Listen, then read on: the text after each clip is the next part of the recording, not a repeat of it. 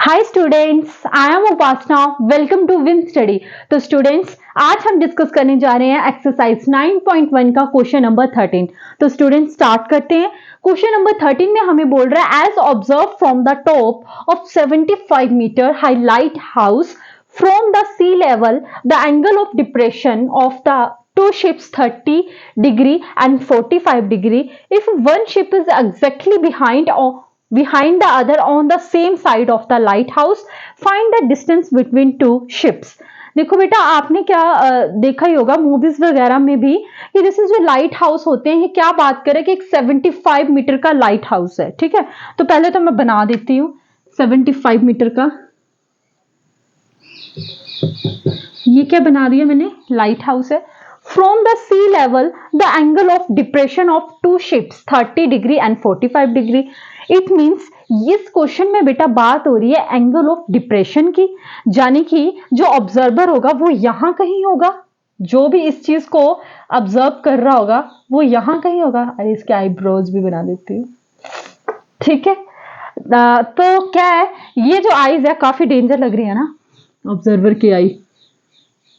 देखो बेटा, जो आपका ऑब्जर्वर है वो यहां से नोटिस कर रहा होगा जो भी, तभी तो एंगल ऑफ डिप्रेशन बन रहा है। क्योंकि जब हम ऊपर से नीचे की तरफ कुछ चीज को नोटिस करते हैं, that is angle of depression.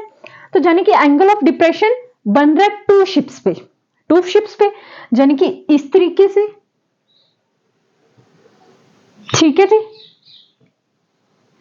अब देखो, दो शिप्स की बात हो रही है, तो एक ही पॉइंट पे वो दोनों शिप को ऑब्जर्व कर रहा है। पहले तो मैं इसको जोड़ देती हूं। ठीक है बेटा, अब देखो बोलता of two ships 30 degree and 45 degree. तो पहले 30 डिग्री लिखा है, तो मैं यहां पे 30 डिग्री लिख देती हूं। ठीक है जी। अब बोलता है इसी पॉइंट पे, जहां पे ये ऑब्जर्वर है बेटा, इसी पॉइंट पे वो दूसरी शिप को भी ऑब्जर्व कर रहा है, लेकिन वो एंगल ऑफ डिप्रेशन कितना बना रहा है, 45 डिग्री।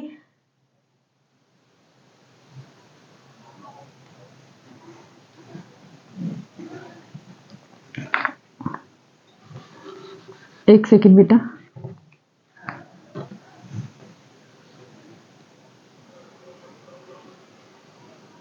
ये कितना बन गया, 45 डिग्री।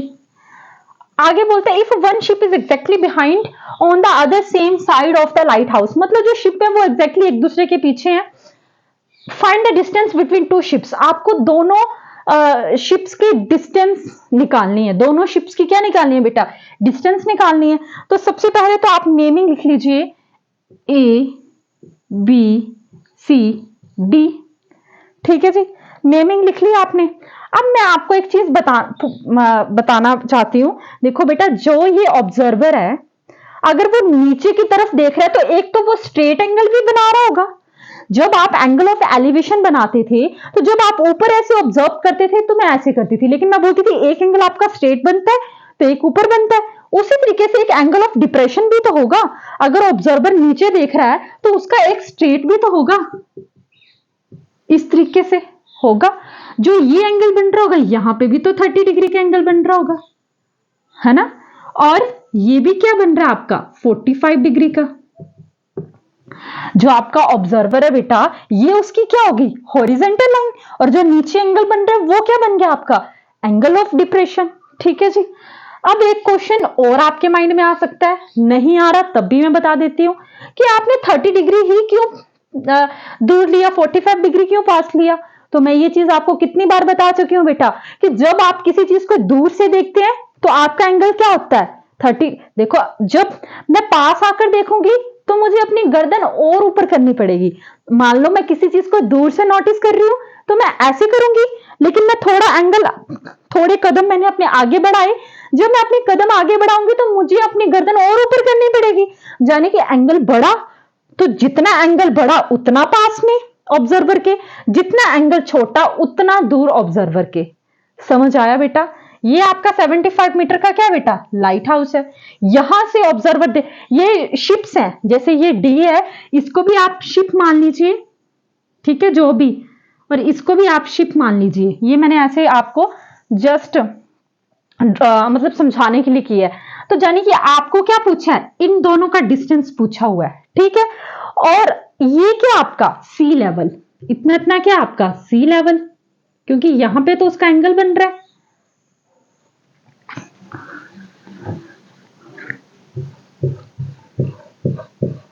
ठीक है जी।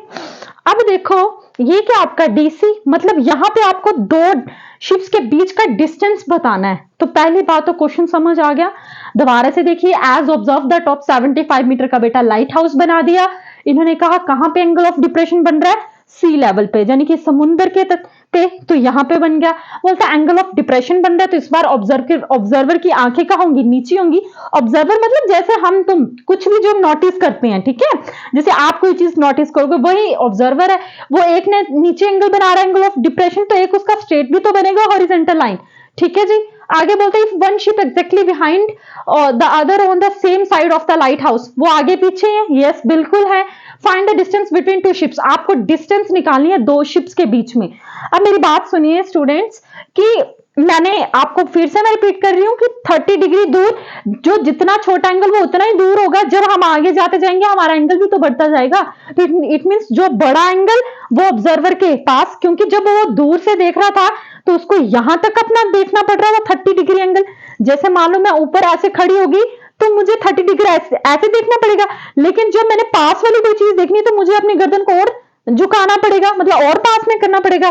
तो ऑब्जर्वर की जब आंखें थी एंगल ऑफ डिप्रेशन की यहाँ पे तो इतनी बन रही थी, लेकिन उसको 45 डिग्री पे जो शिप थी सेकंड नंबर वाली शिप, उसके लिए उसको यहाँ पे अपनी नजरें करनी पड़ी। तो ये ऑब्जर्वर की एक ये लाइन ऑफ साइट बन रही है, एक लाइन ऑफ साइट ये बन रही है।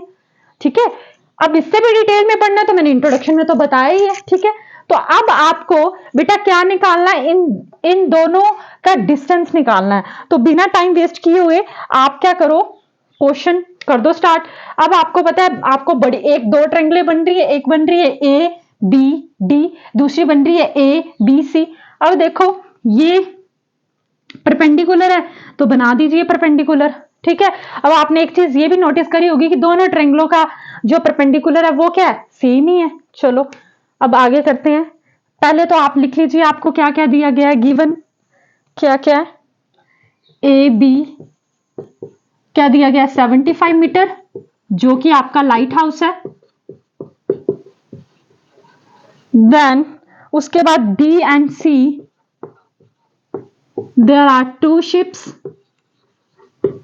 जो जिनके बीच में आपको बेटा डिस्टेंस निकालना है। ठीक है जी।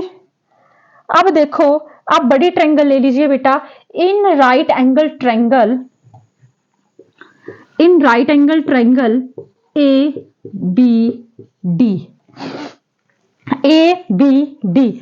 अब देखो जब मैं ये ट्रायंगल लूंगी ए बी डी, तो ये पूरा ही बेस होगा, ये पूरा बेस हुआ। तो ले लीजिए बेटा परपेंडिकुलर अपॉन बेस। परपेंडिकुलर कितना आपका ए बी, तो बेस क्या है, ये पूरा ही हुआ, तो कितना है डी बी। तो लिख लीजिए यहां पे डी बी। अब देखो जो बड़ी ट्रायंगल है वो कौन सा एंगल बना रही है, 30 डिग्री का। अब आपको इतना तो पता चल गया होगा ये कैसे, बट मैं फिर भी बताती हूँ। पंडित भद्री प्रसाद हर हर बोले साइन कोस टैन, तो टैन क्या आपका परपेंडिकुलर अपॉन बेस, यानी कि जहां पे जो एंगल बन रहा है वो कितना बन रहा है 30 डिग्री का। ए बी कितना बेटा 75, डी बी आपको पता नहीं है, टैन 30 की वैल्यू कितनी है 1/√3, क्रॉस मल्टीप्लिकेशन कर लीजिए, ये कितना आ गया 75/√3 is equal to D B. तो आप यहां पे लिख लो साइड में कि जो आपका डी बी है वो कितना है 75/√3। ठीक है जी, ये आ गया आपका डी बी। अब इतना इतना नोट कर लो। अब देखो बेटा मेरी बात सुनो, आपको फाइंड आउट क्या करना है डीसी, आपको फाइंड आउट क्या करना है डीसी। तो ये कैसे निकलेगा, जब मैं डी बी में से बी सी को माइनस कर दूंगी तो मेरे पास ये आ जाएगा। देखो बेटा अगर मैं डी बी में से, ये डी बी है, इसमें से मैं माइनस कर दूं बी सी, तो क्या मेरे पास डी सी आ जाएगा।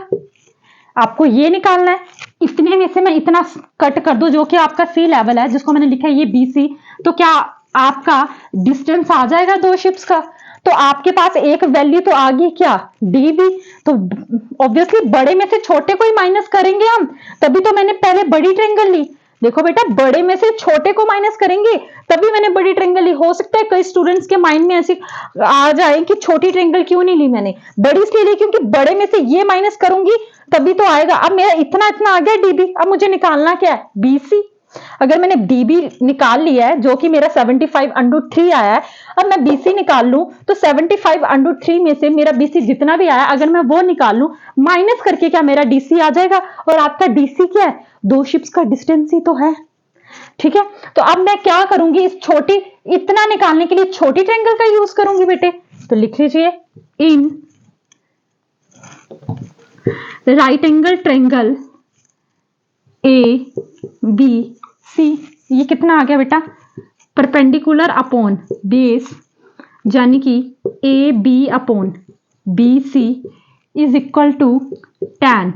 tan ही बनेगा, परपेंडिकुलर अपॉन बेस कितना होता है बेटा, tan। और ये कौन सा एंगल बन रहा है, छोटी ट्रायंगल देखो कौन सा एंगल बना रही है, 45 डिग्री। जब बड़ी ट्रायंगल ले रहे थे तो वो 30 डिग्री बना रही थी, अब छोटी ट्रायंगल देखो 45 बना रही है। ए बी देखिए बेटा कितना 75, बी सी मालूम नहीं है हमें। tan 45 की वैल्यू कितनी होती है 1, ट्रिग्नोमेट्री टेबल तो पढ़ा ही है आपने, जिसके साथ कुछ नीचे कुछ नहीं होता 1 लगा देते हैं, क्रॉस मल्टीप्लिकेशन कर दीजिए, बीसी बन जा, बीसी इज इक्वल टू 75 बन जा 75। अच्छा जी, अब देखिए जो आपका बेटा ये डीबी है, मतलब ये आ गया आपका बीसी। अब देखो बीसी की वैल्यू कितनी आई, 75 मीटर, कितनी आई 75 मीटर। और हमने यही तो बोला था, यही बोला था हमने कि ये नोट कर लिया बेटा, कर लो फटाफट से। अब देखो बेटा आप क्या करोगे, ये क्या आपका डीसी, देखिए डीबी कितना है फटाफट से, अब पता चला ना मैंने बड़ी ट्रायंगल क्यों ली थी पहले। तो 75/3 आगे क्या है माइनस करेंगे तभी तो हमारे पास ये आएगा। तो बीसी कितना आपका 75, 75 कॉमन ले लीजिए, अंदर क्या बचा √3 - 1।